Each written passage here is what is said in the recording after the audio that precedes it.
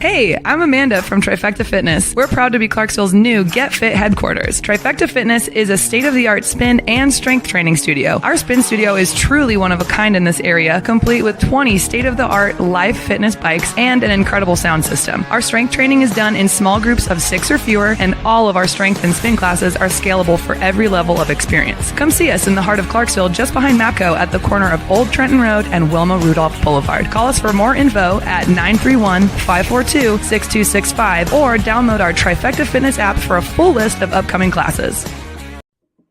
Hello, my name is Damon Friedman, co-founder and president of SOF Missions. As a 20-year veteran within Special Operations, I've gone through many challenges due to my military service and time in combat. We felt called to start SOF Missions to serve our fellow brothers and sisters in arms, focusing on suicide prevention and resiliency.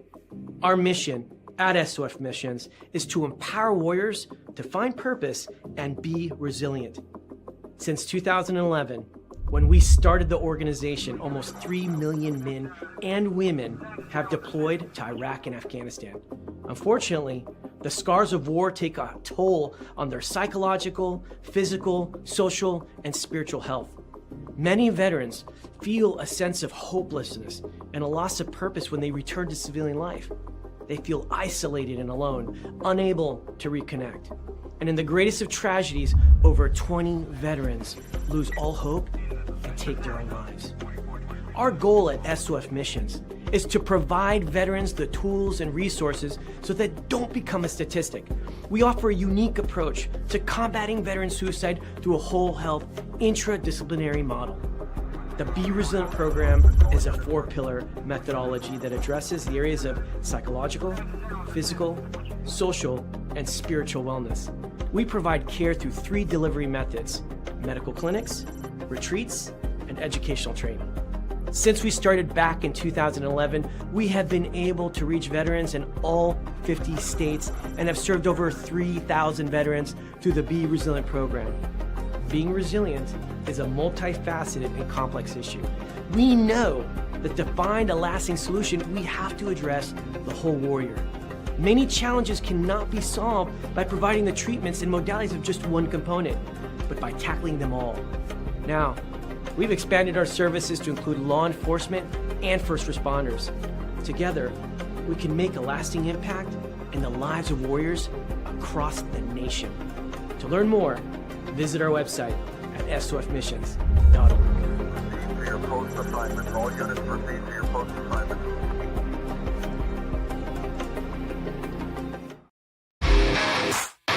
All right. Welcome back. MisFitNation. MisFitNation. The MisFitNation show. We are a show founded by a veteran and hosted by 2 veterans and a military spouse. Our mission is to get people to tell their stories to the world. If you're an author, share your tips with the Misfit Nation. If you're a musician or an actor, our audience needs to know how they too can get into the business. Coaches, we love our coaches. Come on and share your tips with the Misfit Nation to help them become better versions of themselves. If you are a corporate leader or an entrepreneur, come on and show how you did it and how hard you have fought for success. If you are a veteran, first responder, or Gold Star family, we would love to have you come on and share your story with the Misfit Nation. We always have time for you. If you're feeling down, alone, or starting to see the darkness, stop. Think about those who are around you. You are not alone. You will be missed. If you feel like your problems will be a burden to those in your inner circle or feel embarrassed, dial 988. If you are a veteran, take option 1. We need you to keep pushing forward. Don't make a permanent solution to a temporary problem. If you are a new listener, welcome to the Misfit Nation show. Be sure to subscribe to our show on your favorite podcast app. Also on our YouTube channel at @the_MisFitNation. Subscribe and click the bell to keep you up to date on our latest episodes and all of our news. You can also find us on Heroes Media Group and About Face Radio. Now, let's get to the show!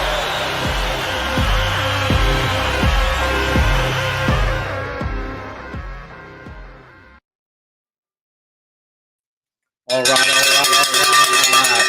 Welcome back to the Misfit Nation. It's your Thursday after dinner show. I'm glad to have you here. I hope you've seen our second video as we started the show tonight for SOF Missions. Great organization, wearing a hat right here. If you have not checked out their website, check it out. If you are a veteran, get into one of the Be Resilient clinics. It'll help you. It changed me. It made me focus more on my life. It'll help you focus more on your life and your family as well.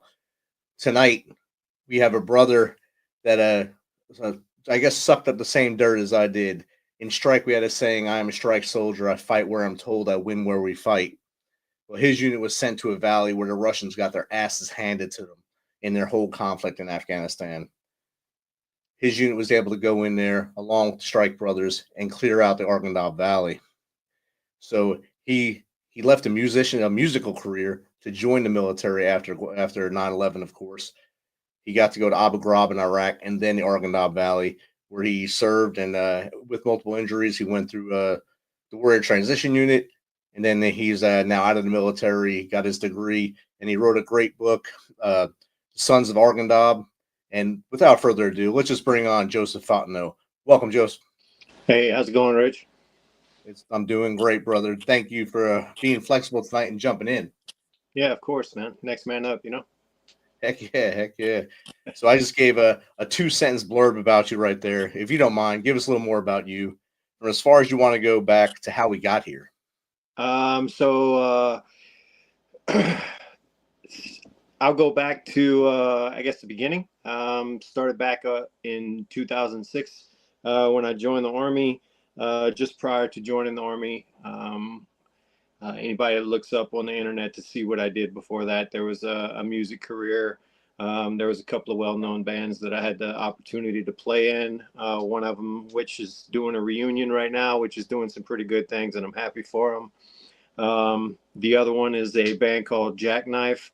Their singer is now in a band called Lockjaw, who's doing some real good things. Our guitarist works for Breaking Benjamin. And those guys are doing some great things, and I'm happy for them as well. A chance meeting with a young soldier up in New York while we were on tour. A simple phrase, just went up to him, said thank you. He said, no need to thank me. I do what I do for my family. Here I sit 20 years later, low curling towards retirement. I'm not actually retired yet. I'll be on the cusp here shortly, but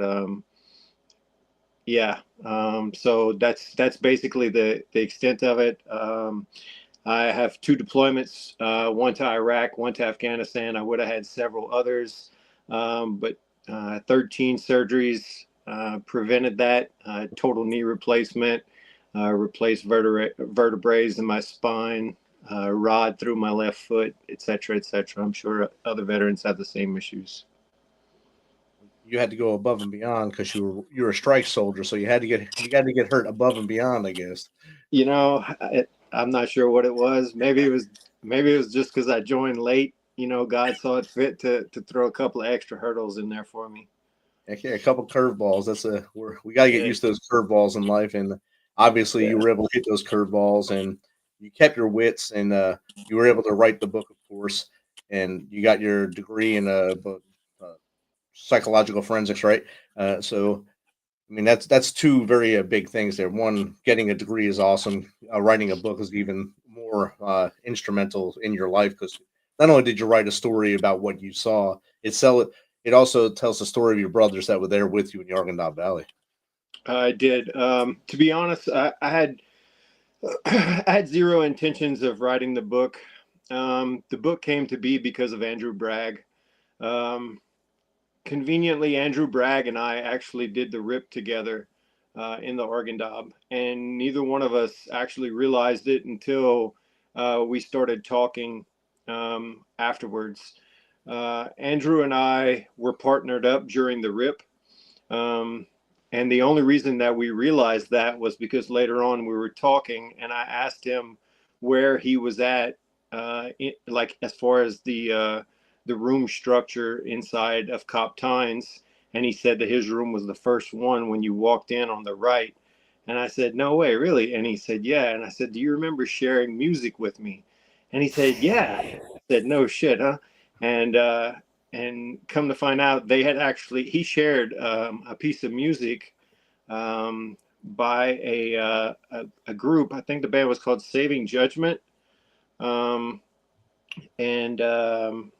it was, if I'm not mistaken, it was a soldier from the 82nd that had wrote the song. And it was actually very, very good piece of music. But he shared it with me, and they were trying to get a hold of that music again. And just so happened 14 years later, I was able to give it back to him. Wow, that's amazing. That's Yeah. that's really amazing. So that's I had William Yeski also from 1508 82nd. He was on the Yep. show I think last year. He wrote the book Damn the Valley about the same valley. So there's Yep. 3 books about the Arghandab Valley in succession. Basically, I think his platoon got ripped out with the platoon with Andrew Bragg, and then you guys went in there. So that's pretty wild. So Williams' platoon was on the north side of the valley, and Andrew's guys in 2 Charlie was on the south side. So I think William and Andrew were there kind of roughly at the same time. Yeah, They were just on the opposite sides of the river. probably looking at each other every day without even knowing it. Yeah, probably so. So, what are some of the stories that you share in the book without giving the whole book away, which comes out June 15th of this year, right? Yeah. So obviously there were a lot of trials and tribulations. I don't sing a whole lot of the book wasn't meant to sing of heroism or sing of basically talk bad about anybody in our unit.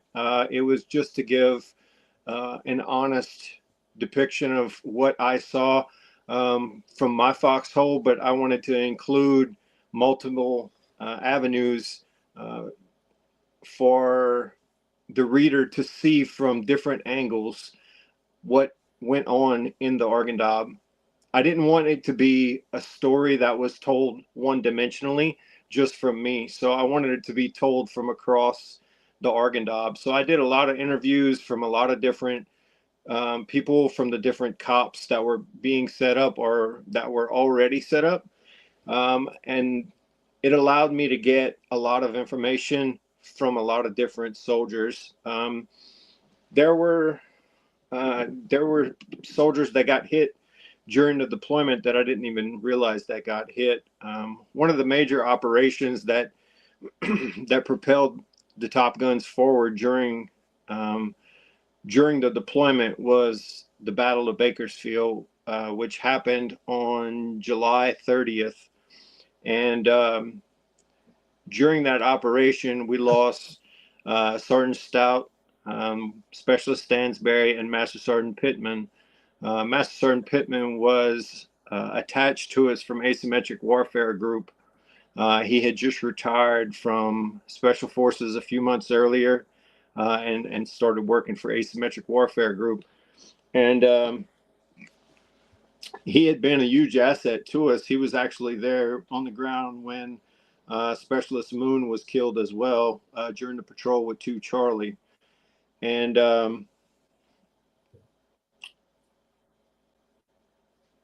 the same day that happened with Bakersfield, right down the road, just a couple of, we say right down the road, but a couple of thousand meters away, Cop Nolan took another casualty that I had no knowledge of, because we had so much going on in our front door of Cop Tynes that I didn't even know about it.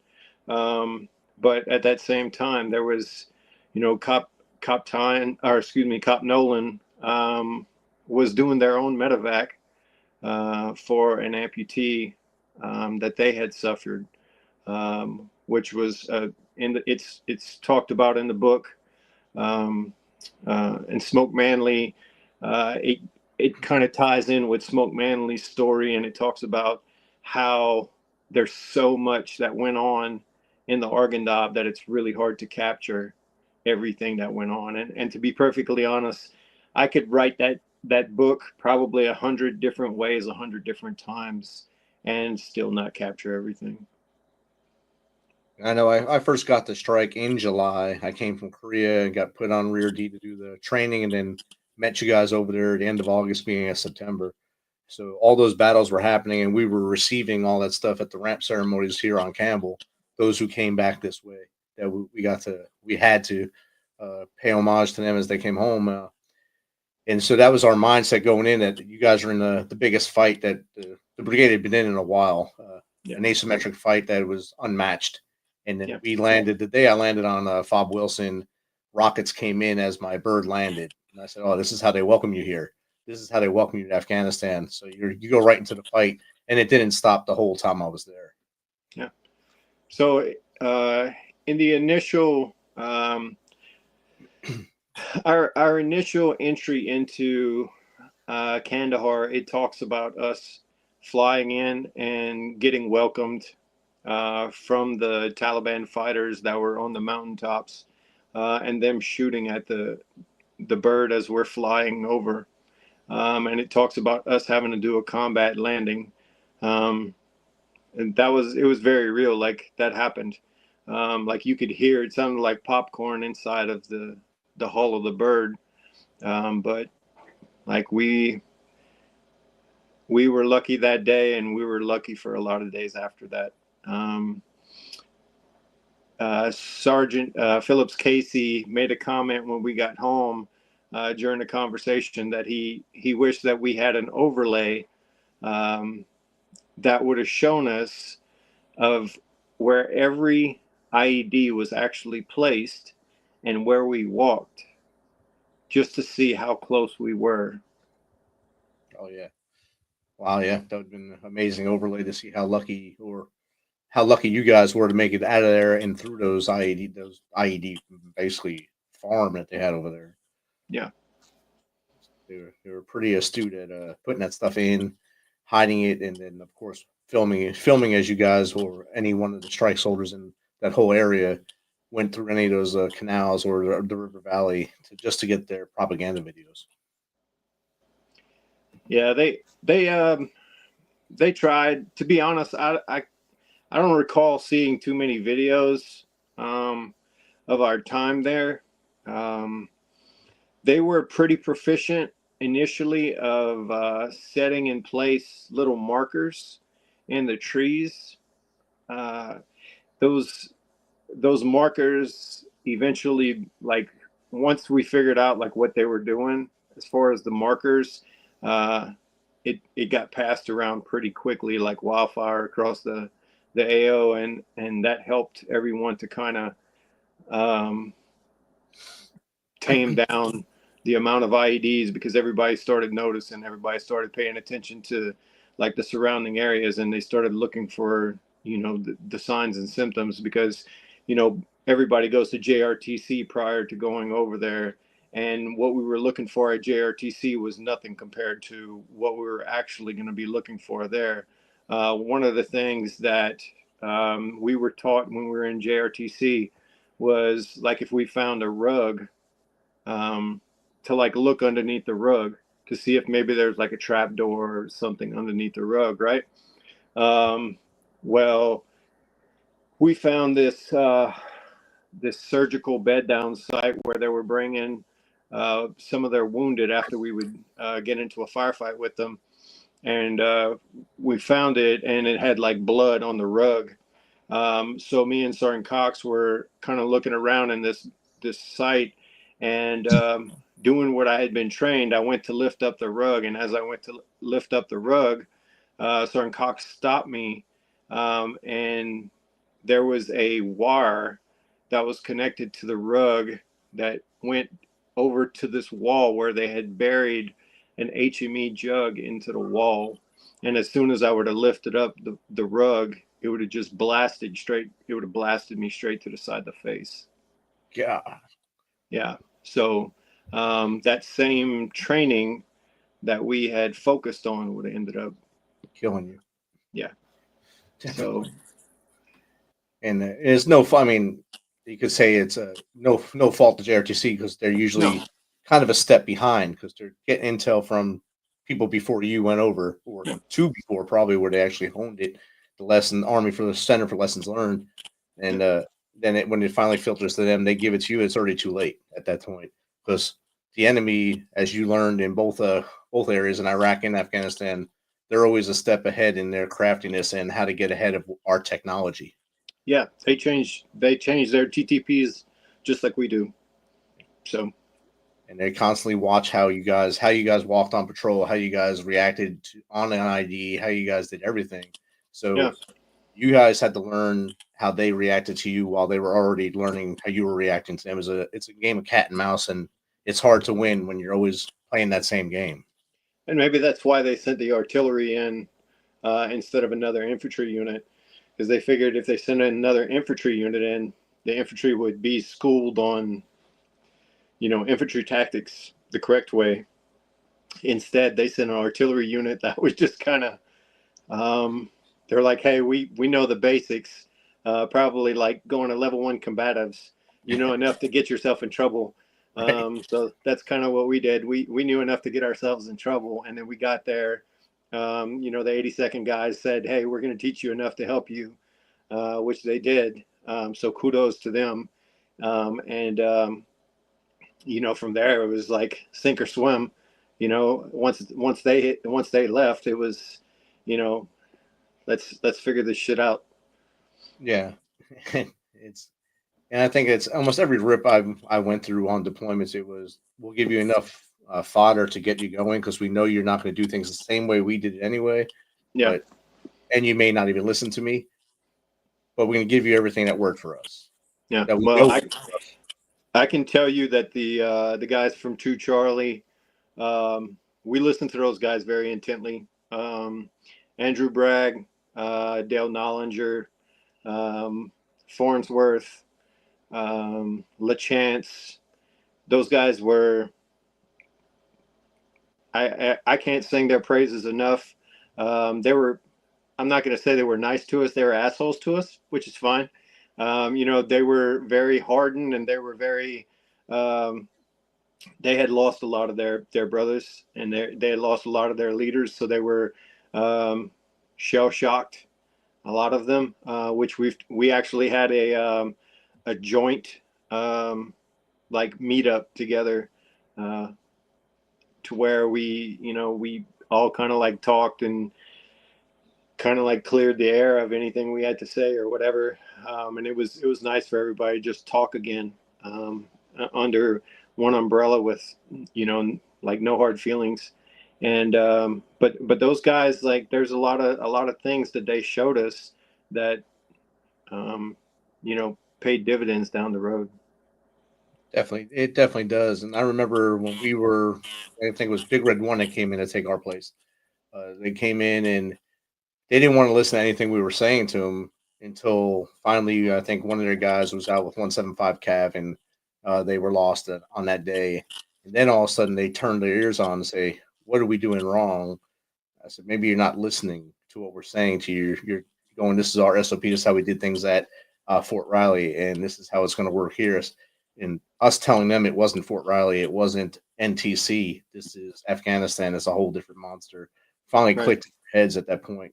And I think it helped them. It was a valuable lesson to them, invaluable to the young man we lost. He was from their cab unit as well.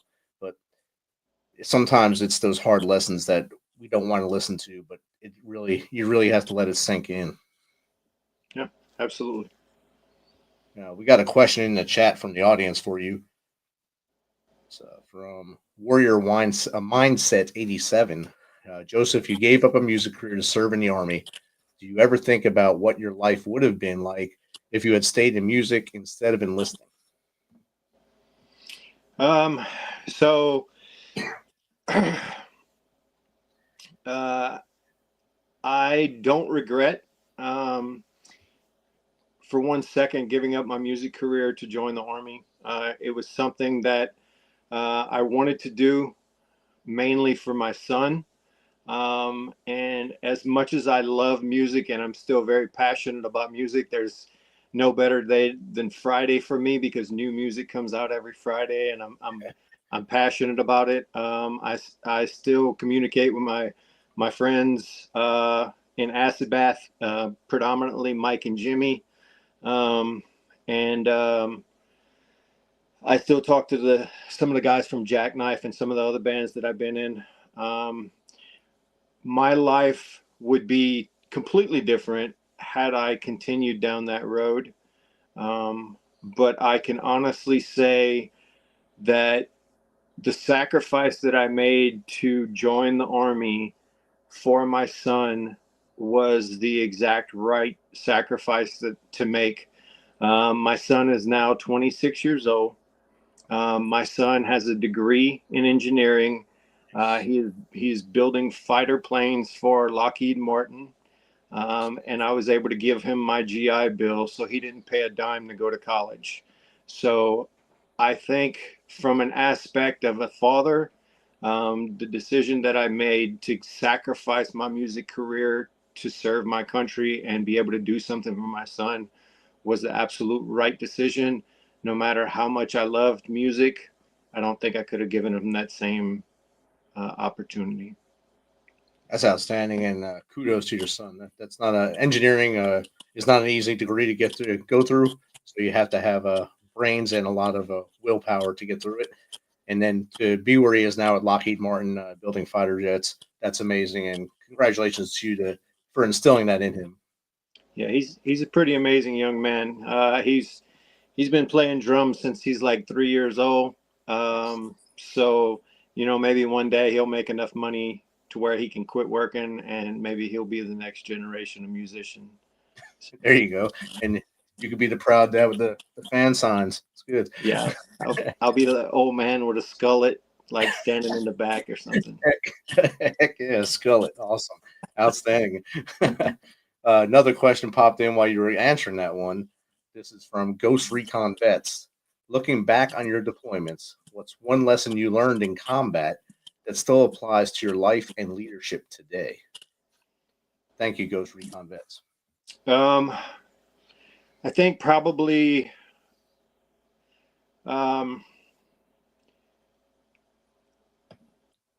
be open to listen to even the lowest person on the food chain. Meaning it doesn't matter if someone's a private, a specialist, or a non-commissioned officer or a second lieutenant. It doesn't really matter if they have something productive to say that can be beneficial to what we're doing. Like, actually listen to them, be open-minded and listen to what they're saying, because they might have a better way that we can do something that's going to pay dividends. Just because you have experience in Iraq doesn't mean that experience is going to pay dividends in Afghanistan. Doesn't just because you have 20 years of doing something one way doesn't mean that a brand new private or a 4-year specialist doesn't have a better way of doing something. So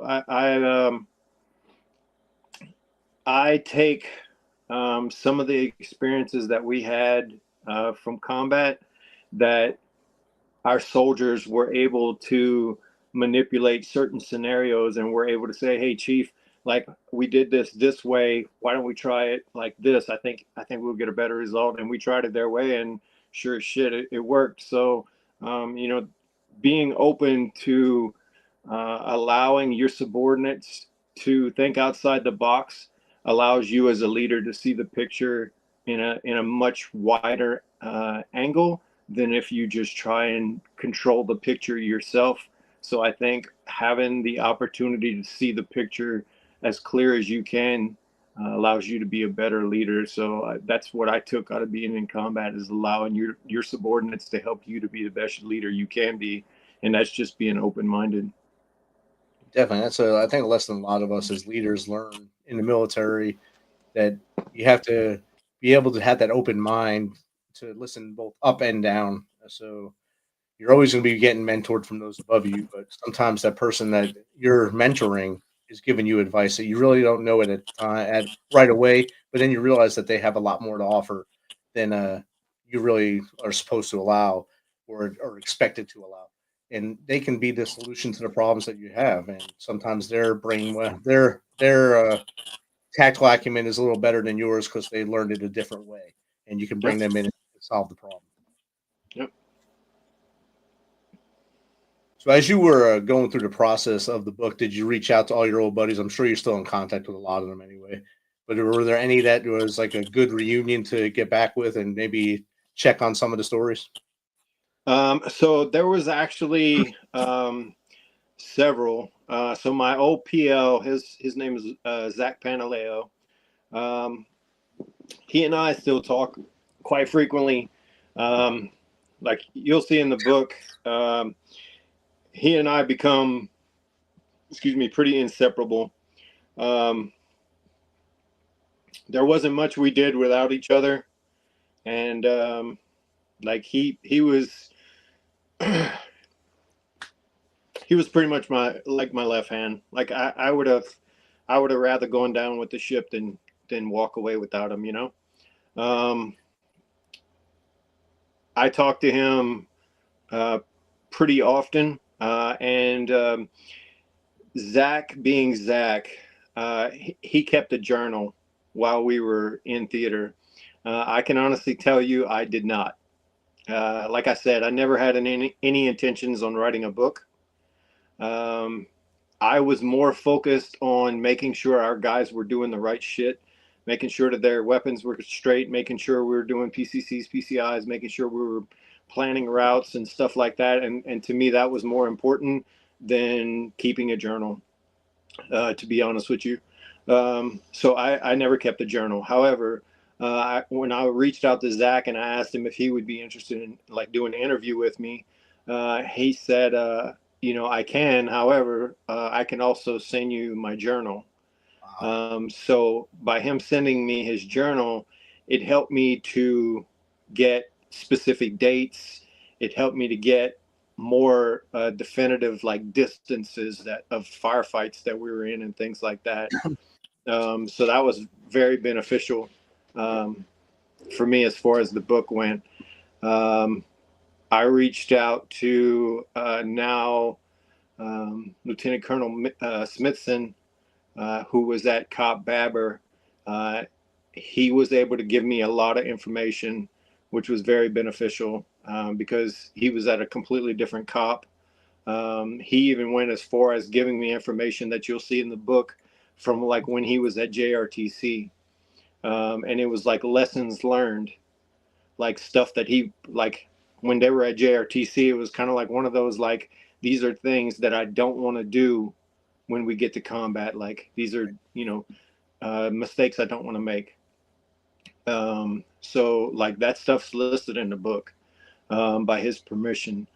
And, you know, there was those connections that it was nice to reconnect with some of those guys. There was some of the guys that when we talked about certain scenarios, they broke down, had a really hard time bringing up old wounds, talking about old things that happened. And, you know, some of them started crying or whatever and like apologized. And I made it a point to say, you know, like, don't apologize. Like, whatever you do, don't apologize. Like, this is something that, like, you went through. This is something that you feel. Like, trust me when I tell you, like, there's been tears shed in the process of writing this book. So, like, don't worry about shedding tears. Like, if you need to cry, you need to shed a tear. Like, do what you feel you need to do. So, there was a lot of people that I reconnected with, and even new people that I connected with from writing this book. Like you said, when you bring up those old wounds, it does bring back a lot of bad thoughts, bad memories, but also it helps to get it out too. If they can breathe a little more when that story's out, which is why we started this show to begin with, to get our brothers and sisters on here who were having a lot of trouble with all the stuff they held in. Let them tell their story. Maybe they'll stay with us a few more years, a few more decades, instead of becoming part of that statistic we always hear, 2244, whichever way you want to look at the numbers. And I know within Strike, we had a lot go that route after we got home. Within the next year or so after we got back, we lost a lot of dudes and dudettes to that same scenario because they lost that adrenaline and that survivor's guilt and whatever else was in there that caused it to happen. So it's a real thing, and we have to keep fighting for our brothers and sisters as we move forward. Yeah, absolutely. Another question in the chat just popped up too. Tactical Thinker 22. With your degree in forensic psychology, what are some key mental strategies you use to help veterans transition successfully into civilian life?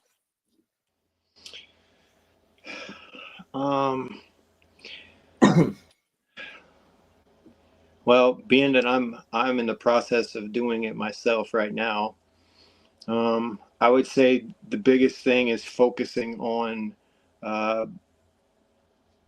my own mental well-being.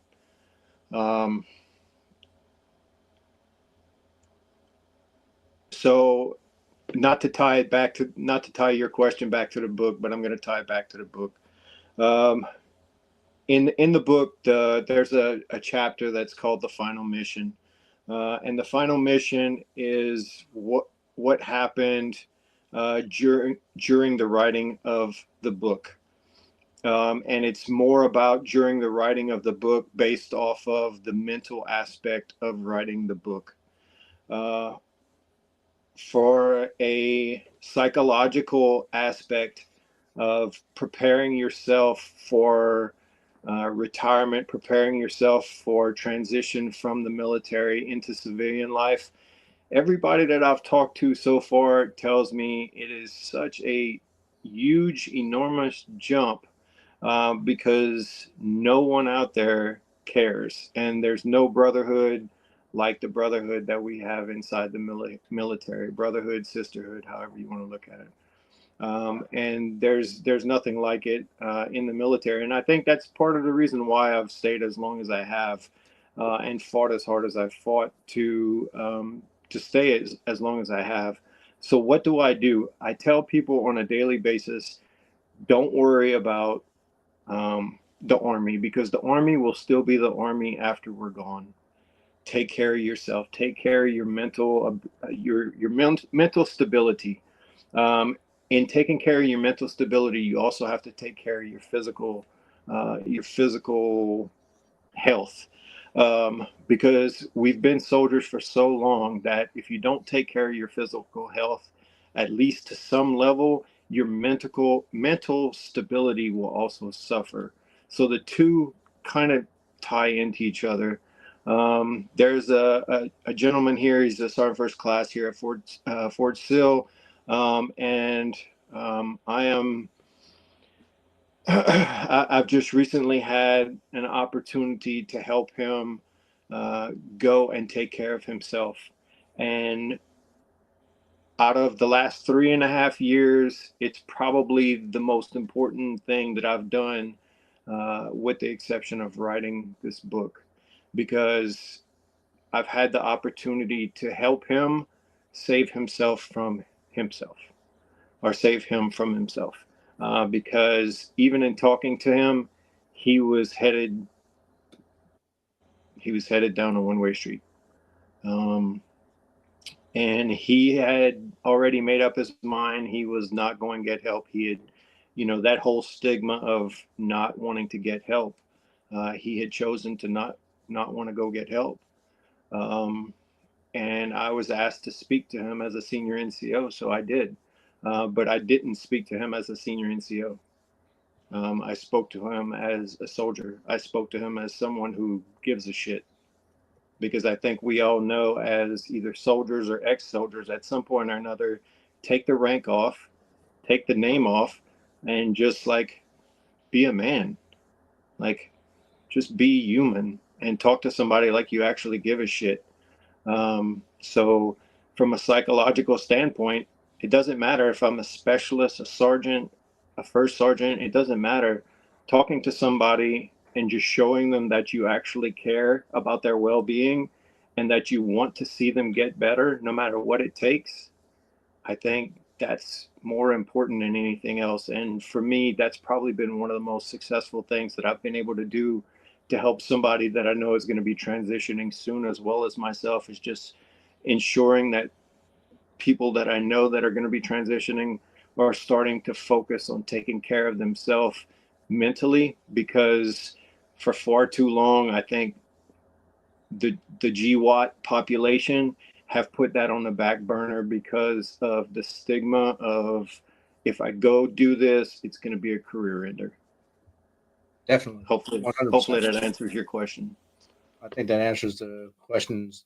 That question 100%. Awesome way to answer that question. So I know after that specific deployment, when we went through that reintegration thing at I think it was the field house we went through or whatever. I went to the mental health station. Says, look, I need help. I need to talk to somebody. And they told me to go back to work. I'm a sergeant first class. I said, all right. I just asked for the help. I'm here on bended knee asking for help, and you told me to go to work. So it was that was 2011. It wasn't until 2016 I finally seen somebody. So it took a while for me to finally, I guess, root it back up and get that help, and now I'm doing a lot better. That's good. We got another question. This one is from Eagles Up. After suffering career-ending injuries, you still fought to return to the 101st. What kept you pushing forward when so many others might have given up?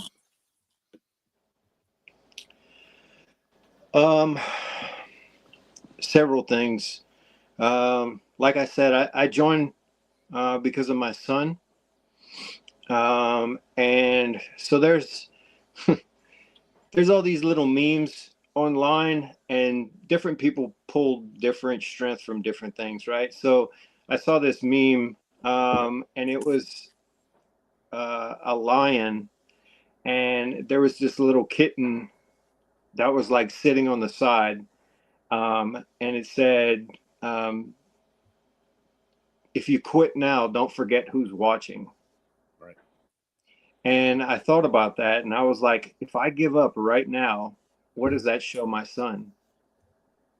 It shows my son that it's okay to quit. It shows him that it's okay to give up. And I know that there's a point that anybody could give up. I understand that. And there comes a point when I guess it's okay. I guess it's okay to say, you know what, I'll take a knee and I'll walk away, and that's fine.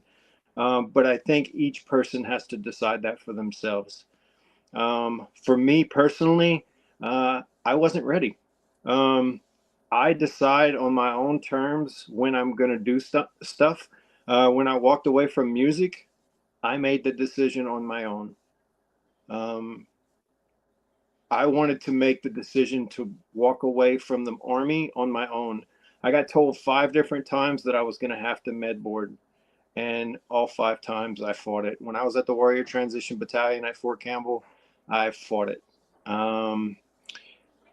That I know of, as of right now, I'm the only person to walk away from the Warrior Transition Battalion, now the Soldier Resiliency Unit at Fort Campbell, twice, and return back to units at Fort Campbell twice. I returned back to 3rd Brigade once, and then 1st Brigade the second time. Why did I return back?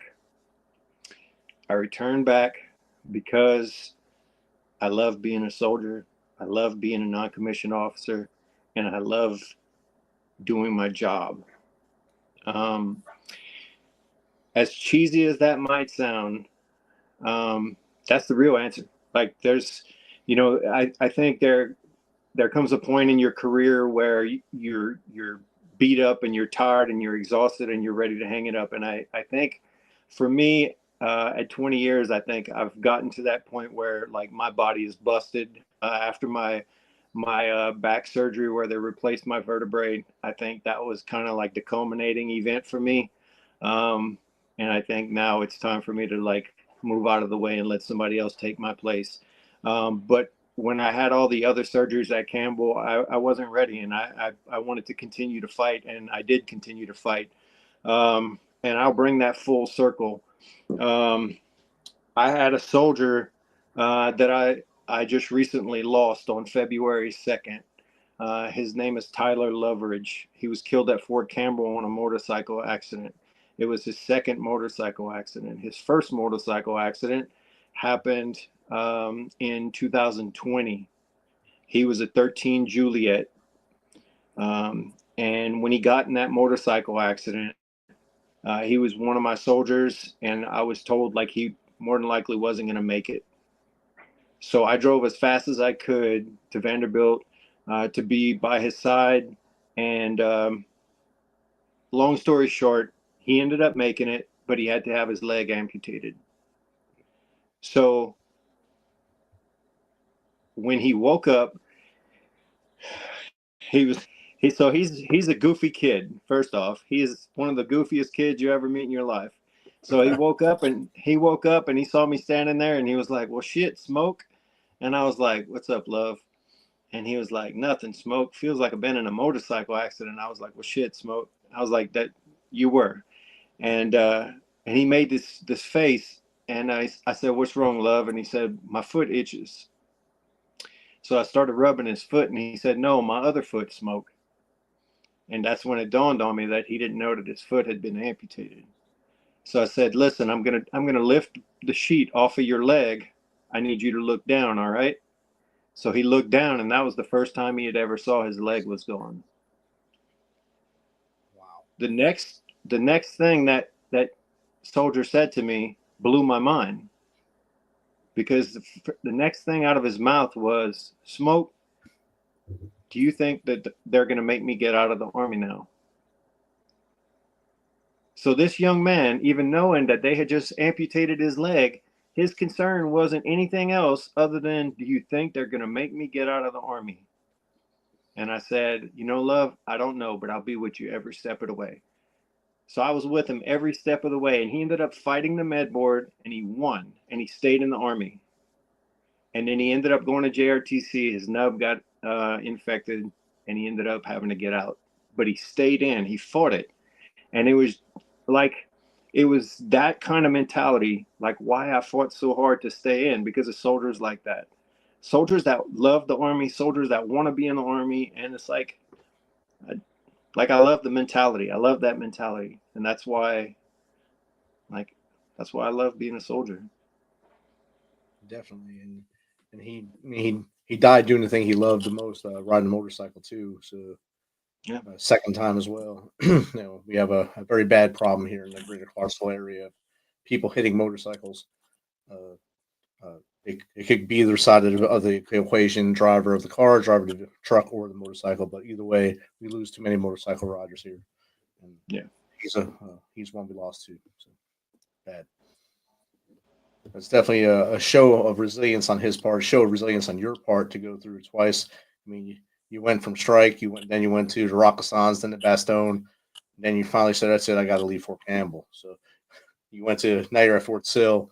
It's the home of the artillery there, and now the counter UAS as well. So you guys have a tough mission out there, bringing new soldiers in, training them on what to do.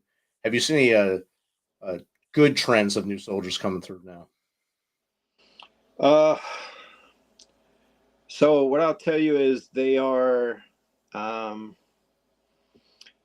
very smart, very crafty, and most of them come from prior military families. So you figure most of the kids that are coming in now, their parents are like GWAT. So like it's not very often when you ask them like how many of your parents served in the Army, like all of their hands raised up. So like most of them have a pretty good understanding of the way the Army works nowadays. Well, that's a good thing. It makes things a little easier for cadre and for NCOs there as well. So the senior NCOs to wrestle them in and get them pointed in the right direction on their compass. That's good. Just we've been talking 50 minutes now. It's gone by pretty fast. It's awesome to talk with a brother, strike brother especially. If someone wants to get in contact with you, maybe have you on their show or just to chat with you, what's the best way to do that? They could hit me up on email at joseph.fontenot1@gmail.com, or they can look me up on Facebook. It's under my name, Joseph Fontenot. Instagram, same thing, or LinkedIn, same thing. Awesome.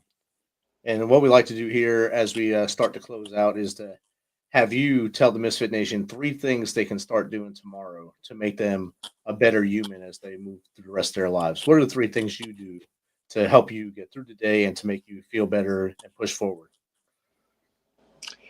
3 things. So I would say 3 things every day. Number one is be grateful for something. Start your day being grateful for something. It doesn't matter if it's small, big, doesn't matter. Be grateful for something. Second, in a store, and chances are you're going to go to some store every day.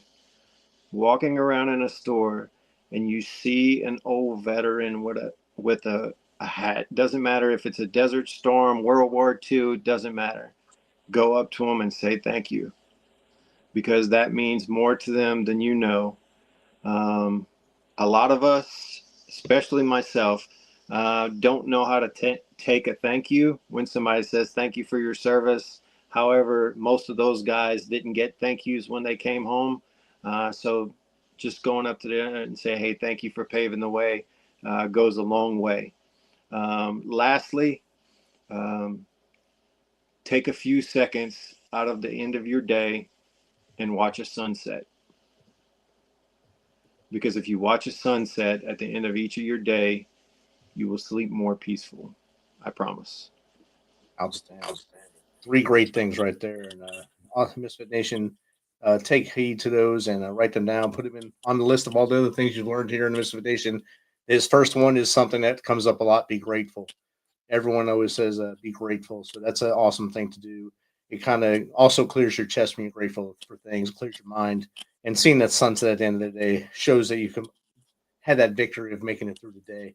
And as we stay here all the time, it's going across the bottom of the screen right now, stack your victories daily. And I think that's a great thing to do. For the book, I didn't actually go into mentioning it. It comes out June 15, 2025. You can pre-order right now on Amazon. I'm going to pop that link in the chat right now too, or on the scroll probably. It'll be on the scroll. There it is. So it's scrolling across the bottom. You guys can get in there and do the pre-order. If you look at some of the names of the chapters, for me, I understand the names that are on there, and a lot of them are men that we lost while we're over there, Lieutenant Weaver and a few other that are on there. I know the names. The names stuck right out to me as soon as I see them.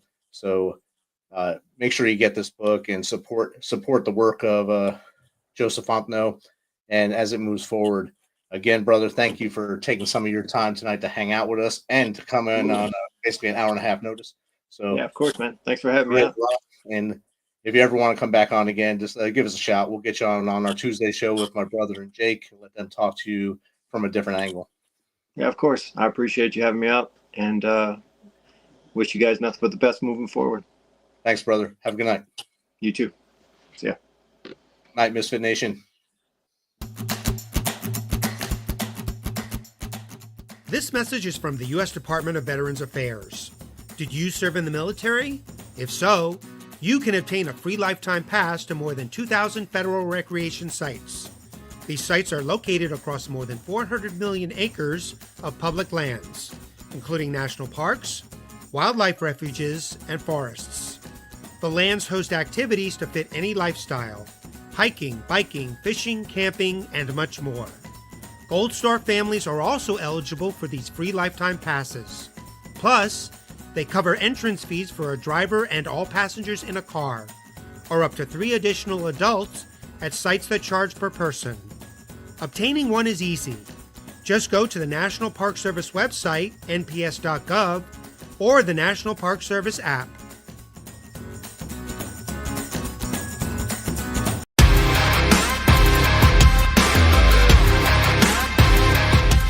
Thanks for checking us out and being a part of the Misfit Nation show. Don't forget to visit our website at themisfitnation.com. That's themisfitnation.com. Check out all our past episodes and get some of the great Misfit Nation gear for you and your family. As always, be humble, stay hungry, and keep hustling, because we are Misfit Nation. Misfit Nation.